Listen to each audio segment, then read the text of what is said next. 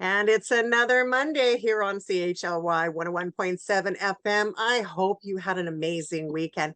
Hey, listen, if you didn't hear our little blurb that goes on in the beginning, you've tuned into Act 3 on CHLY 101.7 FM.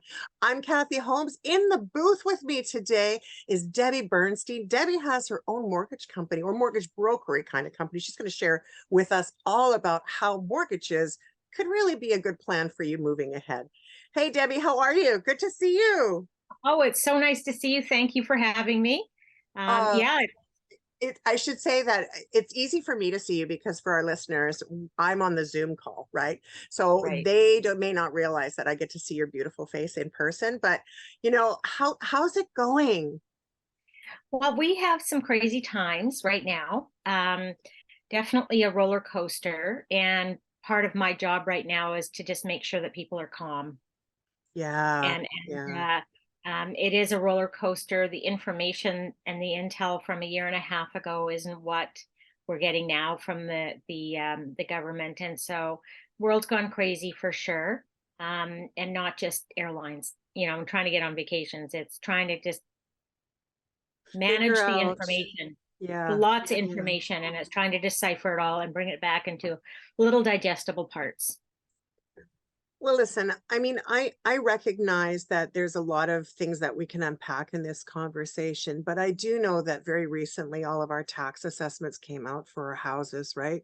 Mhm. Usually they come out, in I think somewhere in the middle of January to prepare us to pay in April. And once again, I've seen that the numbers are rising, property values are increasing once again.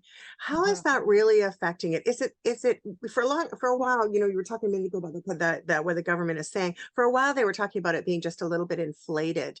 Is it true? Like, is our property value really increasing by that much? Well, here's what I can talk to about that, because I'm not on I get the information from the real estate boards. Of course. But Yeah. what actually happens is those assessments are issued and created in June, July. And so these numbers you're getting today are from July. So July Right. was an entirely different story on what the assessments are today. Yeah. So that if you're paying based on assessment and you think it is too high, you likely have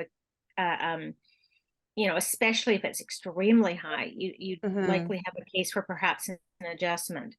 I got mine, and it's definitely higher than normal. I'm not going anywhere, so I don't really care.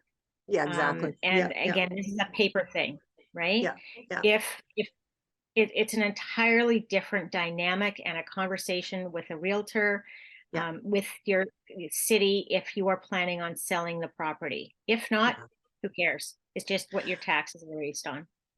Yeah, and I guess the reason I'm asking that is that I think that a lot of people are looking at mortgages and to complement that. Like they're kind of wondering, should I keep my house or should I pass it on, right? Should I look for other opportunities right now?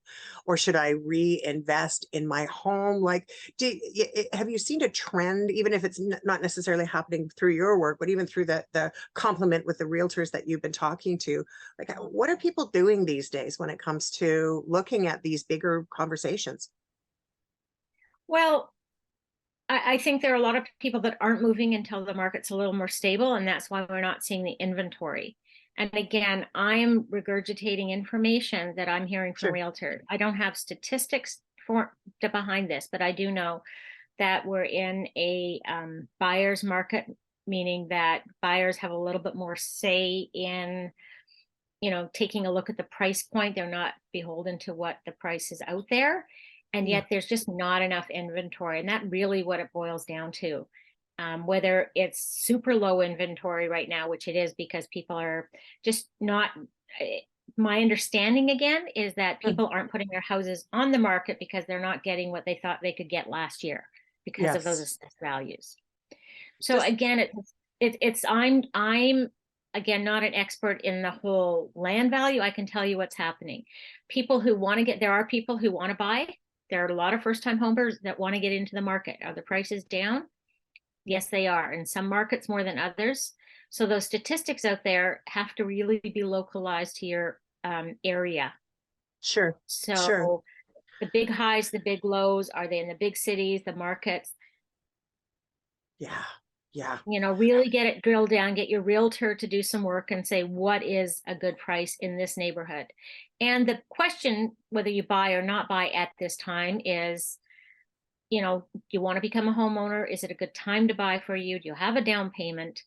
And are you going to be paying less or about the same if you rent? So this is really where you come in, because now the real estate part is set to the side, right? So we've got a little bit of a background as people are looking at their paperwork and they're looking at their houses and they're figuring out, why would I be talking to a mortgage broker? Why would someone talk to a mortgage broker? What's the value in it? Because I know that there's huge value and I've used brokers myself. I very much value, but why?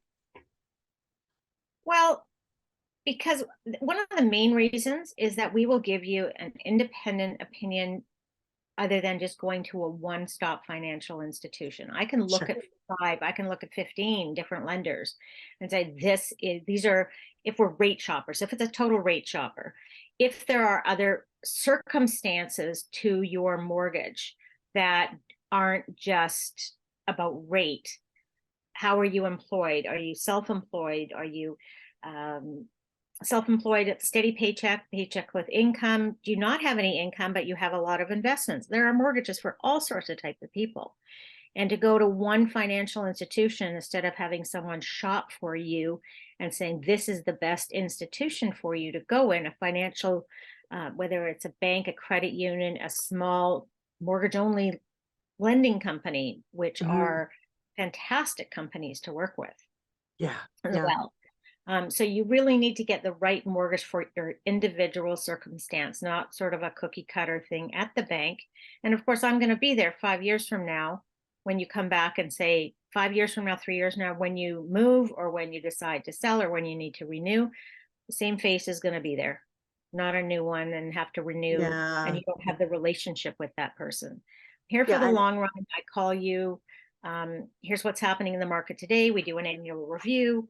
Mhm. Sometimes those fall into every, year and a half, 2 years, because we just get so busy sometimes. And Sure. that one of my promises to myself in 2013 is to make sure that I'm, you know, going a little bit more proactive with some clients. So that was 10 years ago. Now in 2023, what are we planning on doing? For me, Yeah, no, I'm only saying that because you said, I don't, in case you didn't hear, you said my plan in 2013. And so I was like, oh, oh, that's been my gosh, that's a 10-year I'm plan. So what's surprised it I now? didn't say 2023. October. Oh, listen, don't, I have to Yeah. tell you, I haven't wrapped my head around the fact that we're even in 2023 yet. Um, I I know sent for out my, a meme. go ahead. No, I I sent just out, sent out a meme saying I'm hoping it takes me about 2 months instead of 3 months to change the date that I'm writing on things to 2022 instead of 23. Okay, well, there you go. There's your but laugh. you know what the good news is even at the end of that part of it, right? Like 2022, 2023, most people don't write checks so much anymore. So we don't have that same habit. Everything is done so automated now. And, even with it, when it comes to actually doing mortgages themselves, a lot of it you can now do online and work with it, work with you, but the paperwork and all of that stuff can be done online now, right? Yeah.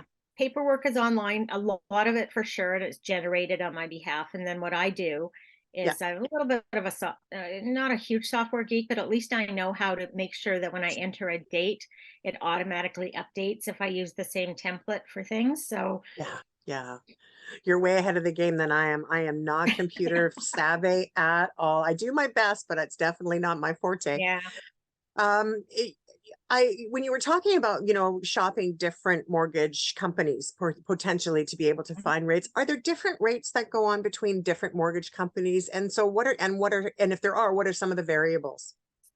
So, I try and have the conversation with people first about what they need in a mortgage Mhm. before I start talking rates, because it's a really challenging conversation. I mean, my best answer without knowing anything is there's spreads between this rate and this rate. Mhm. To know a rate, are you buying, first of all, what's your income and what do you Yeah. qualify for? What's your down payment look like? And you have to ask those because the down payment, if it's less than 20%, the government's got some regulations where I am, and everybody is bound by. And those rates you pay an extra insurance on behalf of that. So that insurance Mhm. allows you to have a lower rate because there is a level of guarantee that for some reason, if there's a default, there's a backup that was paid. Yeah, yeah. So, uh, so those rates are lower. If you're over $1 million and you put more than 20% down, there's another level of rates. If you want to buy a rental property, there's another set of rates. If you want to go with a 30-year amortization on the uninsured side, meaning that you've put 20% down, a little bit of a bump on the rate for extending it to 30 years. So there's no hard and fast, well, there's hard and fast rules, but it is Mhm. really complicated to Varied, understand. yeah. Yeah, yeah. Mhm. And so, for a person who doesn't know anything about mortgages, and I'm thinking about a lot of people in this new market, right, where, we're hearing the 20% down, some mortgage companies talk anything over 30% down. And, you used to be able to get a much better situation. But houses now, it's so different than it was even 5 years ago, that I'm curious as to how, when people come to you, they must be really afraid. Like, what am I going this is a big investment. There's a lot of decisions that have to happen. So how do you walk them through some of these conversations? Well, I think what you have to do is you walk them through the process first. Here's what Yeah. has to happen on a typical mortgage. A, B, Mhm. C, D. We take a look at Yeah. all your documents. We do a Yeah. pre-approval for you. This is what happens next. You go shopping with your realtor. And this is Yeah. what you qualify for. Are you comfortable with this budget? Because this is what it looks like. And so it's a really an eye opener in terms of what they're comfortable with and then what they qualify for. And if we've all heard about the stress testing and whatnot, Indeed. it's a good thing. But it needs to be understood. Yeah. Uh, Yeah. if you're getting a down payment from as a gift from family, where is it coming from? Can you recreate? Can you um, do you have investments, retirement savings for first time home buyers? So what are you looking at? What's your ideal place look like? And then let's fit in what you qualify for and have your realtor steer you into the properties.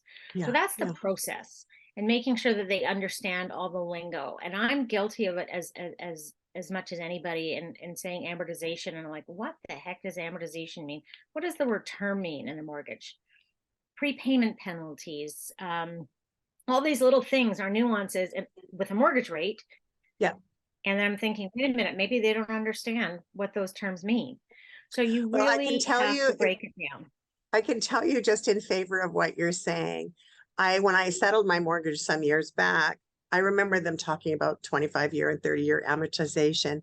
And I thought that meant that it was, how long it takes you to effectively pay it off, right? I don't really know if that's true. I don't really know, because when I look at how much mortgage I put in, and I would be on I think, I don't know, I would remember if I'm 25 or 30-year amortization, I'm definitely not near finished paying off my house in this time frame, right? There's much more money that's owed than what I seem to pay month after month in the mortgage, family So of things, right? what you're doing right now is almost mixing up a couple of different terms. And and and, Right? and pun intended, I guess, because there's the term of the mortgage, which is 5 years. Yeah. It can be anything. Average is typically 5 years. Right now, a lot of people are going 3 year. And then you renegotiate the rate until you pay it off. You are correct when you say that amortization is really the length at the very beginning when you started your mortgage. If you continue making those payments, you should be able to pay it off. Yeah. Now, along that 30-year or 25-year where it's insured mortgage, lots of different things can happen. Yeah. Yeah. You're building up equity. You might want to move. You might want to do some renovations. There's all of these different things that allow you, with that built up equity in the house, because you've paid down a lot of it, you may want to take a little bit out and redo your kitchen. You may want to take a little bit out, in a brand new house and decorate the baby room. Oops, you need $40,000 for a roof, that kind of thing. So Right. that, if you don't have an existing line of credit that is unsecured, you can get in a secured line of credit, all these different things to keep you going. And it's all about cash flow as well. Yeah, I think that it's one of the concerns that I was always worried about. I'm happily employed. I'm doing fine. No concerns there Mhm. whatsoever. But I know that there was always a fear when I was thinking about mortgages way back, and it's really stuck with me because I'm an older adult now. In all fairness, I Mhm. turned 60 this year. Theoretically, I should have only 5 supposed years left of employment time. Knowing that I still have, just under 200,000 on my house that I owe. And I'm not ashamed of talking about this in public because really lots of people are in the same situation. Mhm. What Mhm. would happen 5 years from now if that 200,000 may not be paid off? What does it look like as an older adult to be able to keep your house that you've been in for a long period of time? Well, again, there's so many different circumstances Yeah. to your individual situation. And again, we don't, I'm asking rhetorical questions here. And I don't need an answer. What does your investment portfolio look like? What does your Mm. retirement savings look like? Can your retirement savings support that in mortgage? If not, there are other vehicles. At 65, you can look at using a reverse mortgage, for example, Yeah. to support that mortgage payment up to a certain point, Hmm. so that you don't have that burden. There's also downsizing. I mean, Of course. realistically, the conversation that I always have at the very beginning with people is, do you have a financial planner? What does your investment portfolio look like? Talk to your planner. How do you want to live? How do you want to live in retirement? And what's that going to look like? Excuse me. And there's one thing to be attached to things. And I have to tell you, I work with a lot of professional organizers. Yes, you And do. that attachment thing is very an interesting thing, Well, because it's a thing, right? Yes, you're living in your pardon me. apartment. You need all these things if you're in a 3,000, 2,500 square foot house. Can you manage 1,500 square feet, pull the equity out and live, or stay in that house, do the reverse mortgage? Again, that's if you have no other cash flow and no other options. There are other options before a reverse mortgage, but again, Pardon me. circumstances. And there are a lot of statistics. And again, I don't have the statistics on the top of my head, but there are a lot of people 65 and over going in to retirement or senior aging boomers that Mhm. are carrying mortgages right now. Yeah.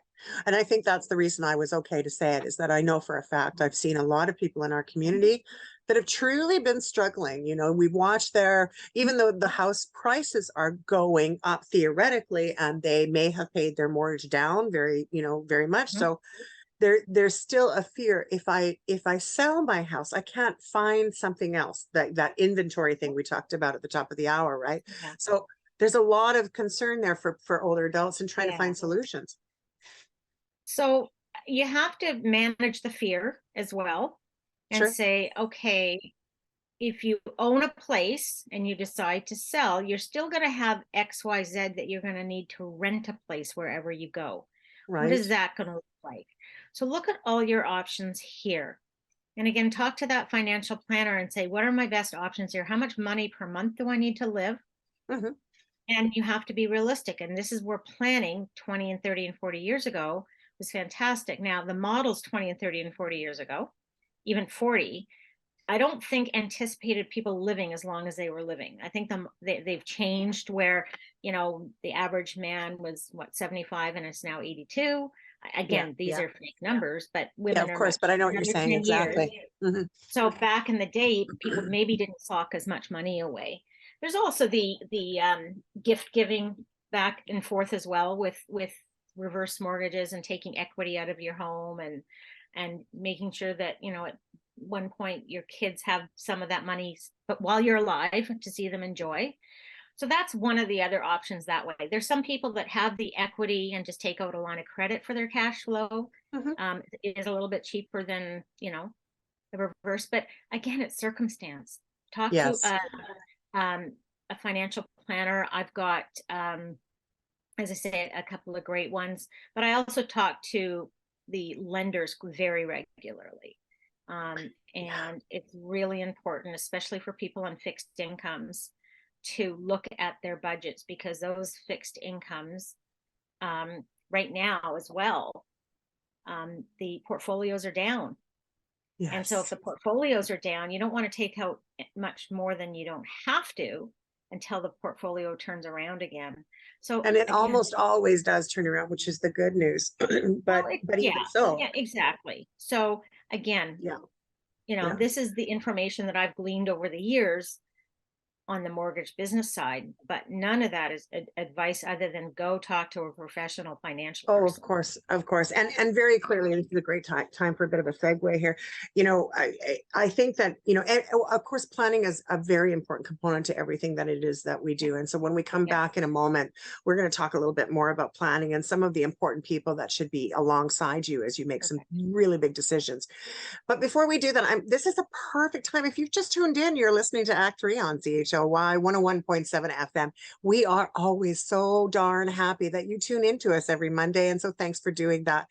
If you missed a program, though, you know what you can do? You can head on over to our YouTube station. Be sure to like and subscribe. We always appreciate it when you do. And we now have a fully operational website where you can find us at www.act3mediaproductions.ca. So it's just a little tiny plug there. I'll give you that information again later on, and you'll also find it in the chat box. I wanted to give you another little heads up regarding Act 3, since we're about in the middle of the show and you're still looking for that piece of paper to pen. So don't worry, I know you're there. Act 3 television show is now up and running. We were back in studio recently, and we are so unbelievably delighted to be going Vancouver Island wide once again. Check your local listings. We are on Shaw Cable 4. That's Shaw Spotlight. Act 3, some great new hosts. Some of our old family members are with us as well. We'll be delighted to have you tune in and watch us right there. If you have a show that you want to share or you want to tell us a little bit more about it, send me an email. Go to that website I just talked to you about, Act 3 Media Productions, and let's see if we can get your content on air. This is also the end of our annual CHLY 101.7 fundraising campaign. We're pretty much finished what we've been doing, but we're still trickling some of those dollars in. Why not make it a monthly commitment? All you have to do is think about that $5, one cup of coffee, one coffee a month could actually help this station grow, develop. We have some incredibly great programs, not just mine, of course, but many, many every single day, and some fabulous local music as well. So make sure that you contribute if you can. Returning to our conversation, I have Debbie Burnstein. Debbie and I have known each other for many, many years. I have always valued her insight. This woman knows a lot of stuff about mortgage brokering, and she's here to talk with us about some decisions that might make your next purchase a little bit easier to make. At the top, thanks. Welcome back to the show, Deb. I love seeing you. I'm so glad that you're here. You've already given us so much great insight. It seems like people don't always really know where to begin, and a lot of people I know that are listening to the program right now, they want to make the effort, they want to talk to a mortgage broker, but they don't know where to start. They don't know what to do. What should people look for, first of all, in finding somebody to help take care of them? Well, this really is really a lot of a word of mouth business. I mean, Sure. people are um, uh, they either start talking with their friends. What did you do? How did you do it? And then Yeah, they get all the friends' information, which doesn't fit their portfolio at all. of course. So the friends, did you use a mortgage broker? Who did you go with? Sometimes their parents force them over to the old-fashioned bank because Mhm. they've been going there for 50 years, that kind of thing, 40 Yeah. years, whatever it is. And then the realtors are the people that do know about mortgage brokers more than a lot of people. And so Mhm. sometimes they'll say, I've been using this person and everything's worked smoothly. Yeah. So Yeah. on the back end of things on a mortgage, you've got the offer from the realtor, and does it get pre-approved and all the T's crossed, I's dotted, so that the closing goes smoothly. From any of the levels, there's got to be a lawyer involved there. Does the lawyer know someone? If you have family, friends, it's really, you'll get some information fairly quickly on it for sure. Yeah. Yeah, for sure. but a mortgage broker, we've talked about a few different steps here, right? We a little bit earlier in the hour, we talked about, that idea of getting pre-approved. A lot of people, I think these days are just going to the internet and seeing wherever they can go. Is that a good idea, or is it really, is that once again missing the bigger picture that individual needs are really can be met in a so much better way? I think on the internet, there's lots of calculators. Yeah. And the real calculators are the ones that tell you what you qualify for, not what your mortgage payment's going to be on that particular house. Yeah. So that's Yeah. what you're going to see. If you see a listing that you like, and there'll be a calculator attached, and this is what the payment will look like. Well, did I get, what happens if I have a bigger down payment? What happens if I have a smaller? What rate did they use? So it's a good place to start.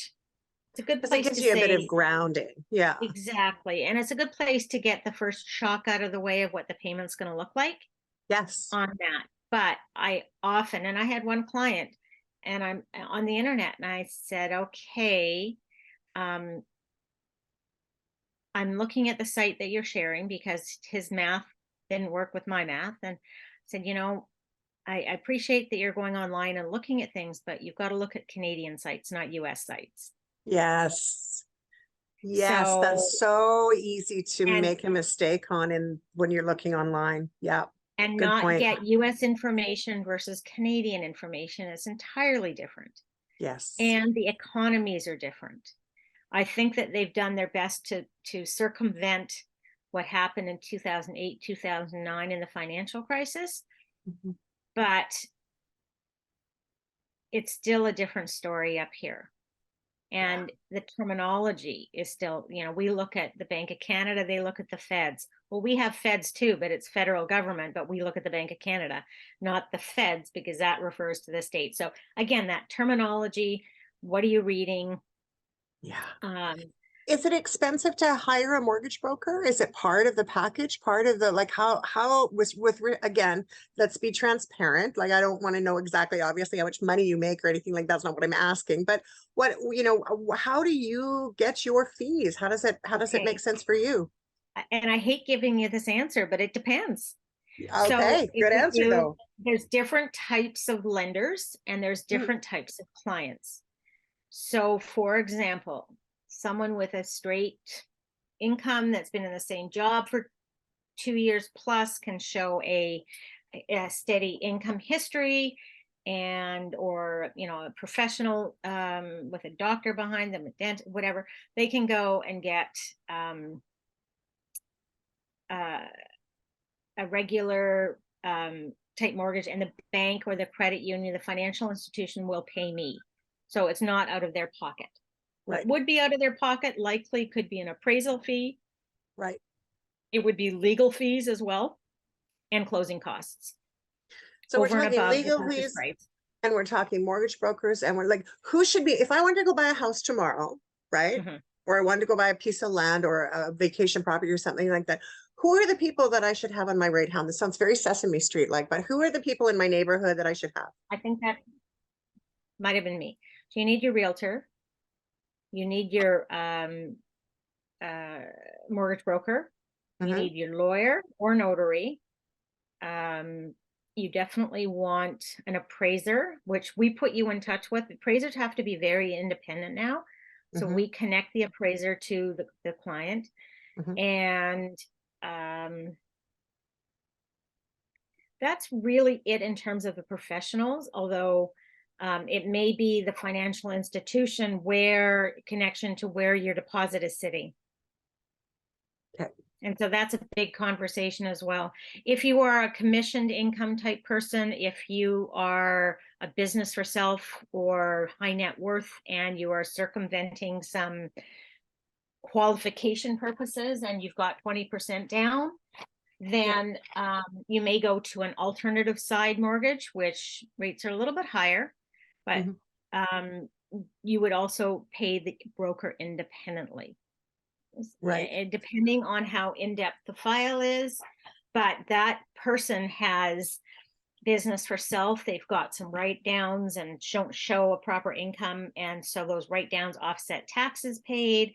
There's a little bit of a juggling going on. It's all on the up and up, but that's a different type of mortgage. It's a more of a shorter term mortgage, shorter terms. That can be renewed, but you know, the general, well, not even the general, different people have different models of business. I Of stick course. to sort of the first time home buyer. I've got seniors as well. So again, a different mortgage, but the lender would pay me on that one as well.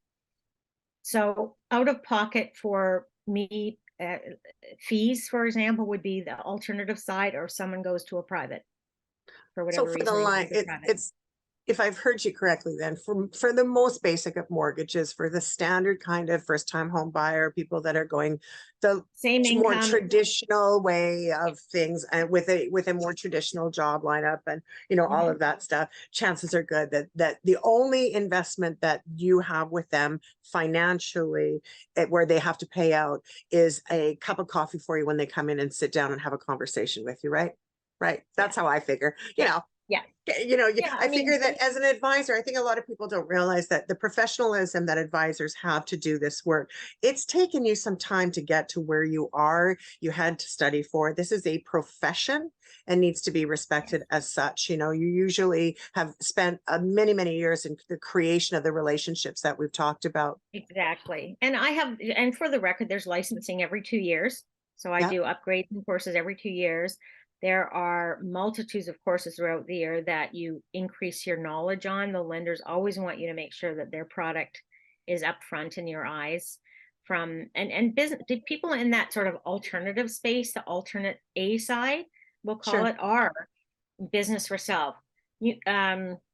Realtors are big ones. They are on that side, and they know how their model works on that alternate. And there are brokers like myself that really all they do is that type of file, as opposed to an A side. I'm a real mix. I can pretty much handle all. The only thing I don't really do is construction.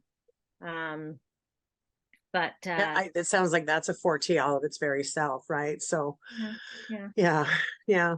I have a referral for. I can refer someone to. Of course. And that, right? again, that's part of being the professional. And speaking of professional, I'm thinking about those people that are listening now. They've got their piece of paper in hand. They're ready to take down some information.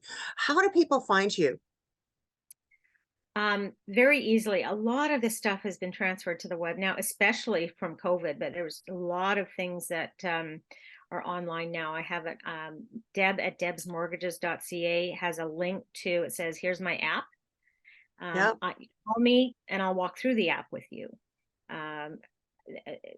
My phone number, 604-202-7493. I've got a Calendly on my app, is it on my app? Yeah, that's a good question. It's cool that you have an app. I love that you have an app. Yeah. I'm not at all advanced to have an app.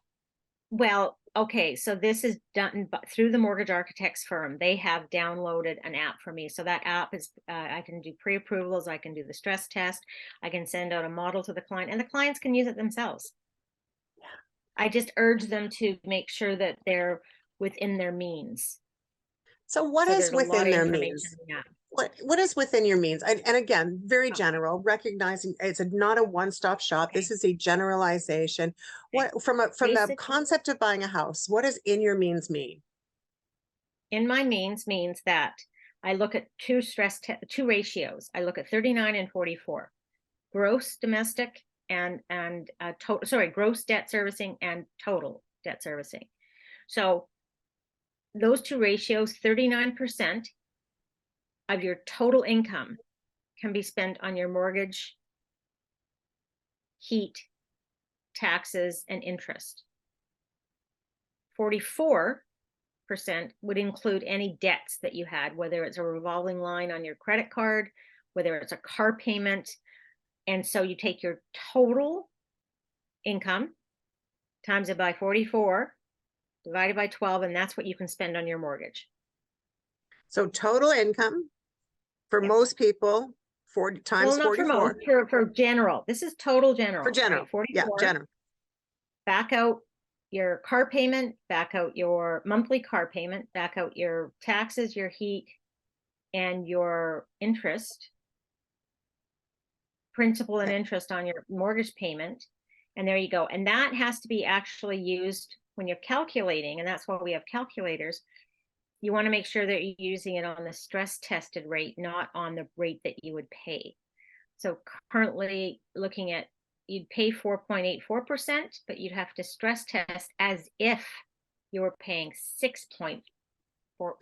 Oh, I So see. that's where the stress is. So the lender is going to want to know that if the interest rate goes up, that your income will allow you to qualify for this.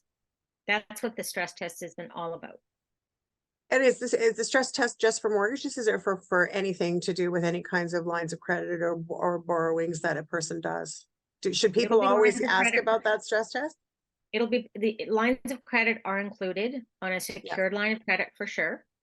The unsecured ones, I mean, the unsecured ones, the bank will give you what they think, that's their decision. That's their decision, sure. Yeah, I can do secured lines with within my portfolio, and that would be debt serviced for sure.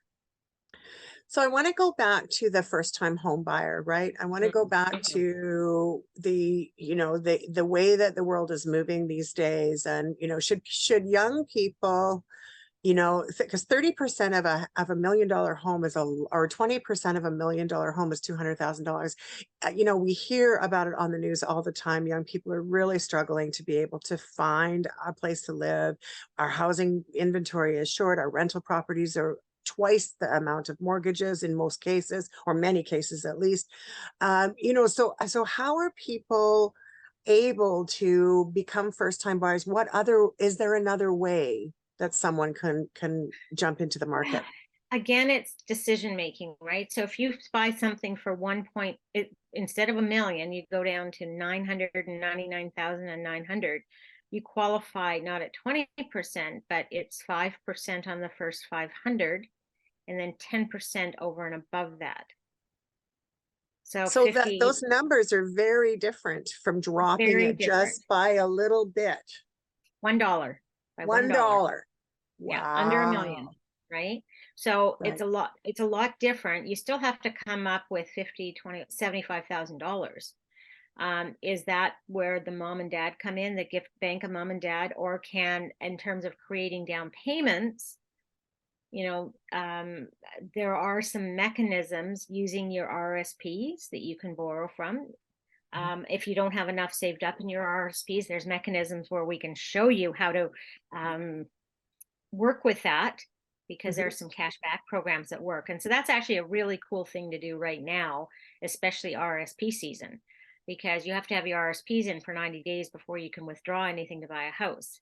And the maximum RSP is 35,000, but for two people it's 70. Right. So but can you borrow from Peter to pay Paul? I know I'm not encouraging people to do this, by the way, let's be clear. But, if you've got somebody, say the husband or the wife, say the wife has the income to support the $35,000 worth of down payment, she's able to do that. Husband can't. He, however, does have a few, he's got the room on RSPs. He goes to the bank. He says, can I borrow the full amount of my RSP? Then they take that and that becomes 70, and then they get a mortgage. Is that a doable concept, or would that be part of that load? I mean, that's really. No, exactly. So there are mechanisms behind that can help pay off those things, like a mortgage with cash back. So you pay maybe 1% extra over 5 years, you get a lump sum that would pay off that mortgage or that loan, and then you're free and clear. Yeah, you're paying a little bit of a higher interest rate, but you're in a house. Right. And that percentage is probably, minimal in the bigger picture of things for how much it goes through. Yeah. I'm just trying to figure out what I wanted to call it, whether it's a get in, get out, or get out, get in mortgage, where you get out from your parents' basement and you go into a condo, or you get into your condo and get out of your parents' basement type of thing. And so, been struggling with that. But it pretty much is, or get out of a rental and into your own home. because, you know, we are finding that there are a lot of people that are happy enough paying the monthly fees, Sure. but how do you get that down payment? So this is a mechanism. It doesn't work for everybody. Everybody's circumstances are different. That's Yeah. why it's really important to talk to a broker about those scenarios, because the You, lender that the bank isn't going to sort of say, this is really kind of cool. The banks don't have this. right. Right. And of course it's their product. They want to sell their mortgage and Their keep product. you invested into their Yeah. product. Right. So that makes Yeah. perfect, I understand that completely. And they want And to do it's that. true. So they want to sell all of their other products too. Of course, exactly. The Yeah. more that you have, the better it is in so many Yeah. different forms. Exactly. A lot of people also forget about some of the add-ons that one has to have when they buy a home. And I know from a mortgage broker perspective, you'll talk about the mortgage itself and some of the things that can be done. But I think this is where that realtor comes in as well, and can help sort of navigate. There are costs that are associated with owning a home. There is things that we don't necessarily think of. You pay for your water, you pay for your gas, you pay for, when you're living in your mom's basement or an apartment, you're not necessarily having to absorb those costs in the same way that you will once you own a home. There's also all that surveying and things that you do, which we were talking about a little bit ago when we talked about an appraiser. So I guess with everything being, that there's a lot to really consider. I think what I really love our listeners to understand is, how do people like, where's the part where they feel like they get enough information that they can make that decision? Like, obviously it's a rhetorical question, but how can someone feel comfortable in this market right now? Have you any advice, not advice, but comments that would help support someone who might be Well, just a little bit trepidatious? well, what I do as part of my process is say, here's what your final payment is going to be monthly, including your taxes, and including your heat, and including your strata fees, because they are stress tested on that as well. So Yes. you look at your budget, you look at your income, and I do have just a little, very little spreadsheet on the side sometimes, and say, here's your monthly income, here's what you have, and here's what you have left over. Are you fine with that? I can only give people the information. They have to decide what they want to do with it. Do they want to live Absolutely. like that? And so,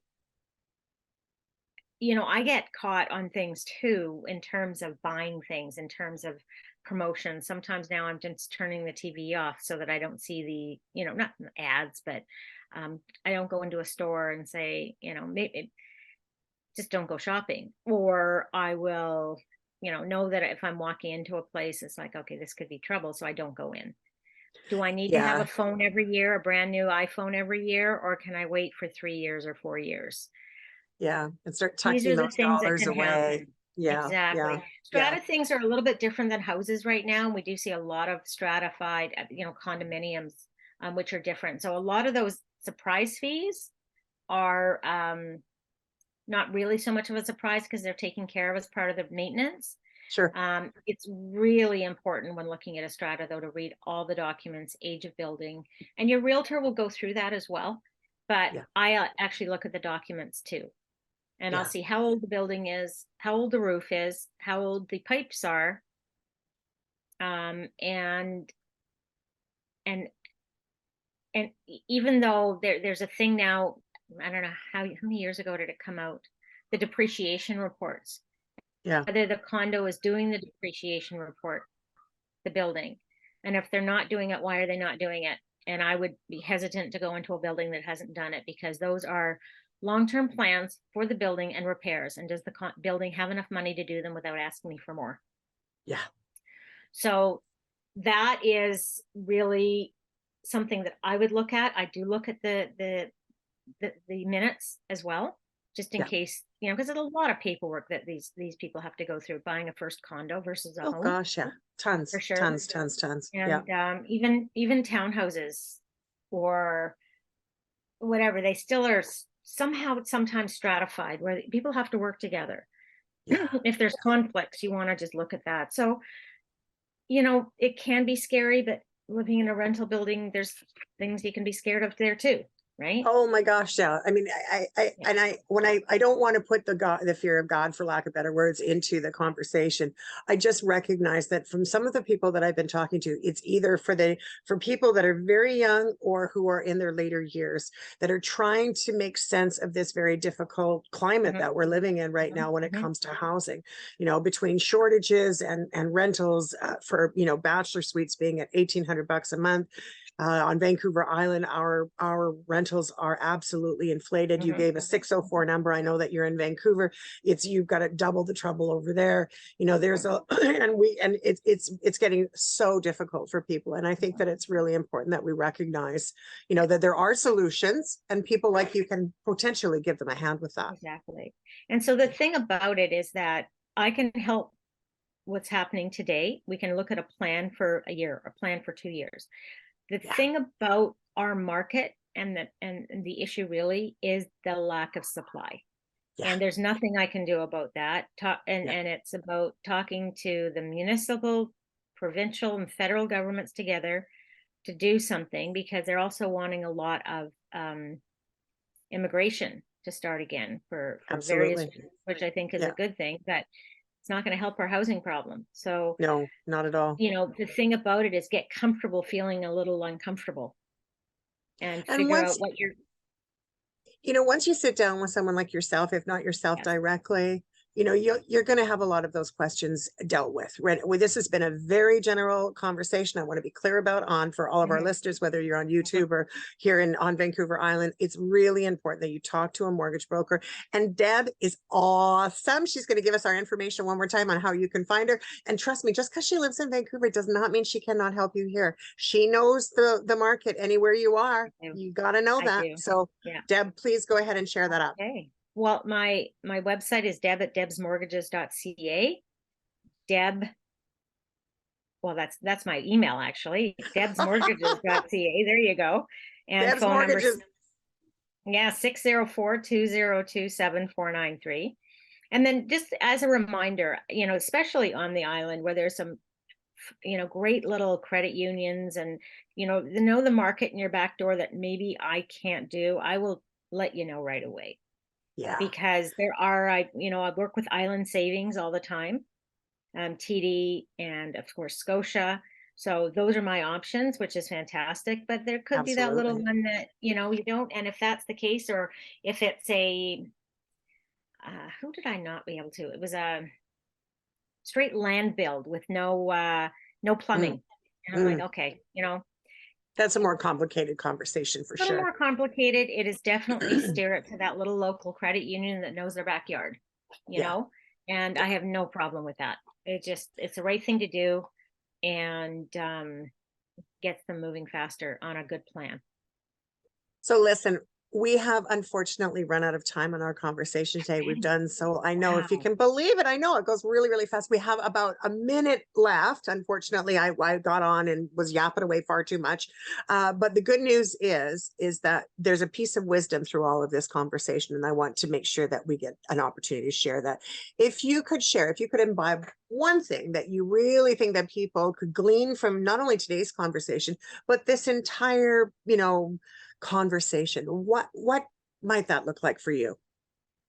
Wow, I have so many things running through my head right now on the mortgage stuff because it is complicated. Talk to people, write down really your goals. I would Yeah, say write down your goals today, where you want to be 5 years from now, and what do you think 10 years looks like, and yeah, get that plan going. Because if you don't plan, you plan to fail. What's one of those phrases? Plan with setting a plan without, I don't know. It's one of those phrases, but I definitely hear you. I do a know little exactly which planning. one you're Don't be talking about. I afraid. can't quote it either. Yeah.